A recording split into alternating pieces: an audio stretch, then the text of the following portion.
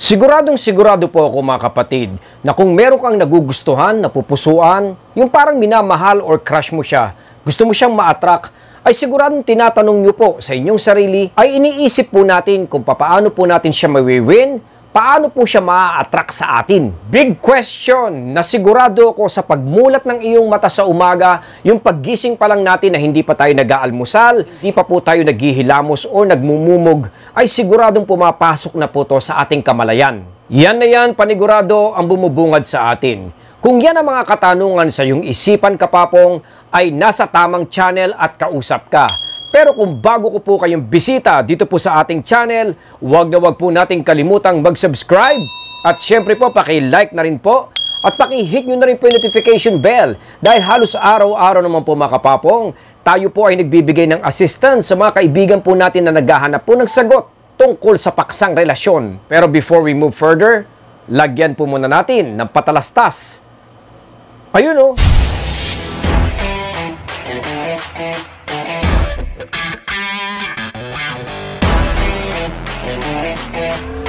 Welcome back! At nais ko po muna sana mag-invite na paki-like, follow, paki-bisita naman po tayo sa ating Papong TV Facebook page mga utol, kung saan tayo po ay naglalagay ng mga pagbabago, mga nangyayari po dito po sa ating channel, at sa mga nais po tayong makausap sa isang one-on-one coaching, yung ating PTV helpline, life coaching services po ng Papong TV mga utol, ay dito nyo rin po ako pwedeng mapasyalan. Yung hinahanap nga po natin ng sagot kung paano po magkakaroon ng attraction, paano po ito madedevelop, which is also defined as a deep emotional feelings po ng isang tao, malalim. Tatlong classification po mga utol ang dapat po muna nating maintindihan. Number 1 po is romantic attraction or romantic love. Marami po ang very familiar dito mga utol. Ito yung klase ng feeling na parang gusto mo may tumugon. Yung hinahanap mo na i-reciprocate po ng taong gusto natin. Dahil in a romantic love, napakalalim po yung hangarin or desire na makakuha ka po ng koneksyon dun sa taong mahal mo. Second, of course, unconditional feelings, unconditional care, or yung sikat na unconditional love. Ito po ay pakiramdam kung saan natututunan mong magmahal, nag-aalala ka sa isang tao, gusto mo siyang nakikita, meron kang enough caring sa kanya, pero hindi ka po naghahanap ng kapalit. Yung kaya mo mag-sacrifice at kaya mo po siyang mahalin mga utol, kahit wala po siyang ibinabalik sa iyo. Ito po yung unconditional love. Next po of course, is yung passionate or compassionate love or feelings mga utol.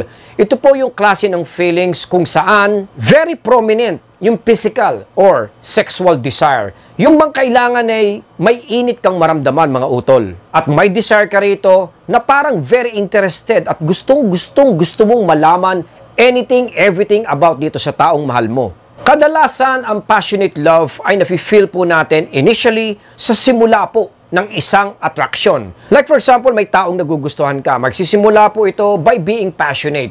And then after that, it will turn into romantic. And then kung halimbawa nga pong napakaganda or true love talaga ang na-feel mo mga utol, ay magiging unconditional ito. Yes, marami pong klase, pero itong tatlong to ang very common sa lahat. At importanteng alam natin ito para malaman natin kung saan tayo lulugar, kung anong category tayo, at ano talaga ang nararamdaman natin towards sa kanya.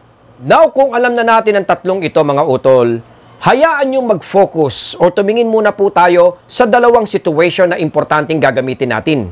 Two important aspect nga po ng psychology kung saan magpuproduce ng isang feelings para matutunan kanyang mahalin, mag-care, isipin, at talaga naman pong hanapin tayo. Number 1, deep sense of intimacy mga utol, pagiging intimate. Second, abandonment issues. Sitwasyon kung saan mararamdaman nga po niya na siya po ay napag-iiwanan. Gagamitin natin at ipagduduktong natin ang dalawang magkahiwalay na parte na to mga utol in order to gain that attraction sa kanya. But first, let me clear, yung number 2, abandonment issues ang magiging key dito mga utol. Ito ay kinoconsider na isang emotional shock or trauma na nararanasan na natin since nung tayo pa ay mga bata. Which is pagka naiposisyon mo ang isang tao dito, automatically or naturally, natitrigger kagad yung ganitong feelings ng isang tao. Yung fear of loss, separation anxiety, halos lahat tayo mga utol ay meron nito. Kasi whenever we feel neglected, not important anymore, nakakalimutan ka, nababaliwala ka, automatically ito po ay parang push button na biglang nagiging interesado at curious ka kagad sa taong gumagawa nito. Ito po ay very effective in getting or entering nga po sa isip ng isang tao. Yung gusto mong malagay ka dyan sa ganyang posisyon kung saan iisip-isipin ka niya, kung saan hahanapin ka niya mga utol, isa po ito sa pinakamabisang paraan. Pero dapat alam natin kung paano natin ididikit o kung paano nga natin ito gagamitin. Ngayon, paano natin ito gagamitin at isasagawa? First, of course, start promoting intimacy mga utol sa kahit anong koneksyon. Mapalabarkada man yan, kaklasmate man yan, kasamahan sa trabaho, kapitbahay or katabi man lang sa jeep mga utol, kailangan merong palagayan ng loob, may intimacy mga utol. Kasi to be able to love a person, yung pura, hindi po enough yung attraction lang, yung pogi ka lang, maganda ka lang, nababaitan lang siya sa iyo mga utol, kailangan po ma-develop ang intimacy. Well, kung may katanungan ka kapatid, kung saan dito ka po nahihirapan, dito ka nag-i-struggle, kung paano magiging close at intimate sa kanya, ay kailangan mag-focus ka muna dito. Marami kasi ang nalilito kung saan gusto nang mangyari yon, gusto na makakuha ng result, pero hindi pa po pala ito nagagawa. Well, kung siya po ay very close na sa atin mga utol, ay maraming salamat. Ito po ay pabor of course. Pero kung hindi pa, kailangan munang i-workout natin na magsimula siyang magtiwala sa iyo. Yung maging palagay yung loob niya sa iyo, kampante siya sa atin mga utol, by effectively showing care mga utol. Ito yung, hindi yung sabihin na natin physical na kailangan pinapakita mo to or even material na bagay, binibilan mo siya ng mga gusto niyang kainin. Ito po ay okay din. Pero what I deeply mean by this mga utol ay emotional care. Like kailangan maramdaman niya yung urge o yung eagerness mo na pasiyahin siya, yung napapatawa natin siya mga utol, tapos dapat napapansin niya na ikaw ay may unconditional support. Yung tipong walang kapalit, na kahit paminsan-minsan nag-e-effort ka dahil for the sake na siya po ay mapagbigyan mo mga utol, ito po ay napakalaking bagay. Huwag nating isipin na hindi po nila ito na-appreciate dahil alam po natin, ito po ay pinapahalagan din po ng kahit sino. Paramdam mo rin na nandito ka to support him or her mga utol in reaching their goal. Na kung halimbawa nga pong nakakamit niya ito kahit step by step, ay talagang pinapakita mo na natutuwa ka rito, na-inspired ka rito mga utol kung halimbawang naririnig mo o nababanggit niya sa'yo. Those situations will naturally make someone mga utol na maging intimate sa'yo, na magsimulang isipin ka. Kaya nga wag nating kalilimutan yung salitang unconditional. Kailangan ito po ay nararamdaman po ng taong gusto natin or mahal natin. Yung nasa kamalayan or let's say nasa isip niya, nararamdaman niya na interested ka, may feelings ka sa kanya, pero hindi mo siya pine-pressure wherein nararamdaman nga po niya, natanggap mo pa rin kung ano man yung naibibigay niya sa'yo. Walang demands at parang wala kang hinahanap. These are the exact feeling mga utol para makagawa ka ng deep intimacy sa taong gusto natin. Pagkatapos na po ito, o sadyang sabihin na natin na ikaw nga po ay nasa ganito ng posisyon mga utol, then you can proceed to the second part, which is abandonment issues. Kasunod kagad dito mga utol kung halimbawang na-establish mo na nga po ang pagiging intimate ninyo. Sa ganito naman mga utol, first, rate yourself. I-assess mo mabuti mga utol, tignan mo, pakinggan mo, makiramdam ka. Hinahanap ka na ba niya? Siya po ba ay medyo madalas magtanong-tanong kahit kasama kanya or even nga po sa mga friends? Yung tipong parang nararamdaman mo na kailangan kanya mga utol. Ito po ay nangyayari kahit nga po sa isang kaibigan. Yung parabang pagka nakita kayo, tinatanong ka immediately kung ano nangyari sa iyo kahapon. Yung mga pasimpleng pahapyaw niya mga kapatid ay mafe-feel nyo po ito. At kung ito ay nararamdaman nyo mga utol, I'm very sure ikaw po ay talagang tuwang-tuwa dito. Satisfied ka at nai-inspire ka sa nakikita mong development. Pero kung hindi naman, dapat bumalik po tayo ng konti at pagtrabahuhan natin to. Well, nabanggit ko na masaya ka mga utol, pero unfortunately, tayo po ay dapat umalis or bumitaw muna sa pansamantalang kasiyahan na yan. Dahil kakambal po ng abandonment issues, ay kailangan po nating bumitaw or umalis, lumayo muna dito sa comfort zone kung saan ikaw nga po ay nasisiyahan. Because we need to abandon yung satisfaction natin in order for us to succeed. Walang bawal or pangit kung halimbawang gumagandang sitwasyon. Bakit kailangan pa akong lumayo or iparamdam ko nga po sa kanya ang abandonment issues, mga utol? Dahil kailangan natin siyang tulungan. You need to allow him or her, mga utol, na maramdaman po at hanap-hanapin po tayo. Dahil nga tulad ng nabanggit ko, emotional shock. Kailangan niyang ma-recall ito at kailangan niyang ma-feel, mga kapatid, at wag po nating ipagkait sa kanya. Some point, kailangan niyang maramdaman yung nababaliwala siya, mga utol. Yung napag-iiwanan siya. Small rejection or let's say effective rejection ay kailangan po nating iparamdam sa kanya. Kasi dahil po dyan, it deepens interest. At syempre po, yung attraction.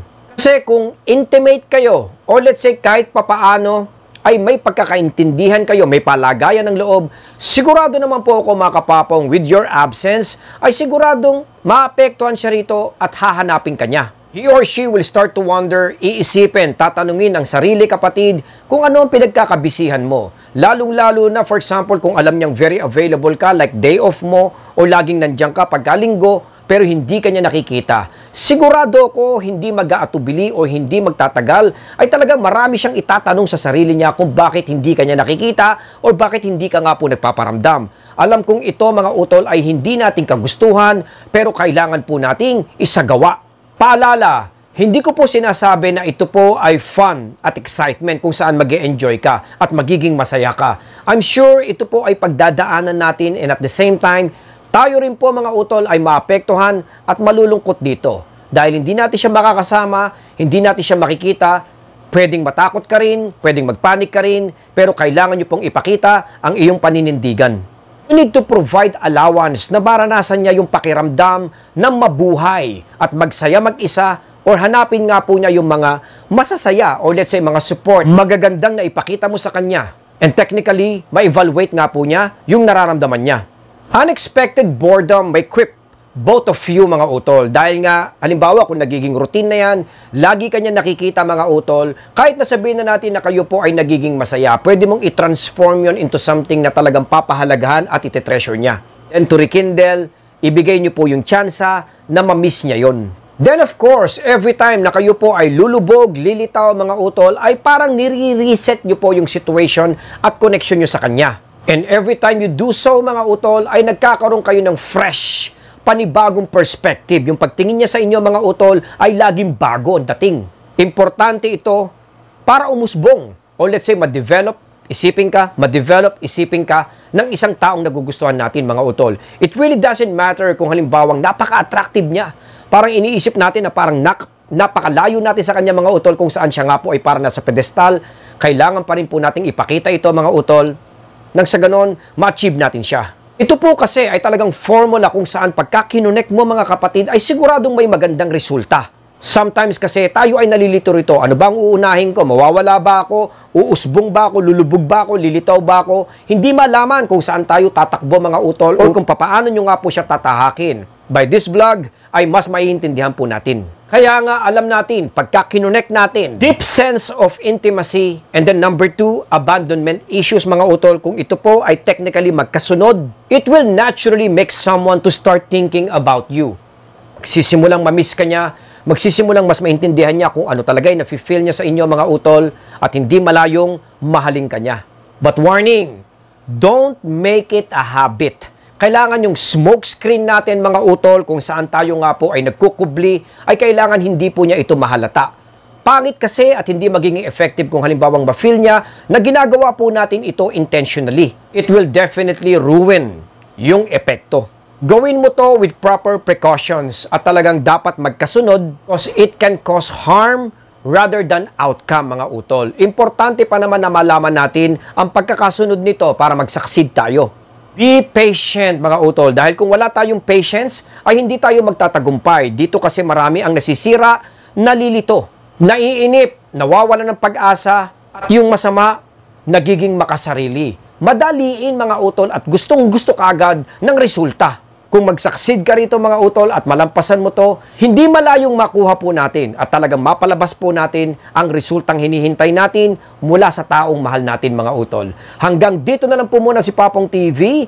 Kung halimbawang hindi pa po kayo nagla-like, mga utol, paki-like naman po at syempre po hit nyo rin po yung notification bell dahil makakatulong po yan ng malaki sa ating channel mga utol. Ito po ay magiging inspirasyon po natin. Maraming salamat po. Stay safe, Papong TV.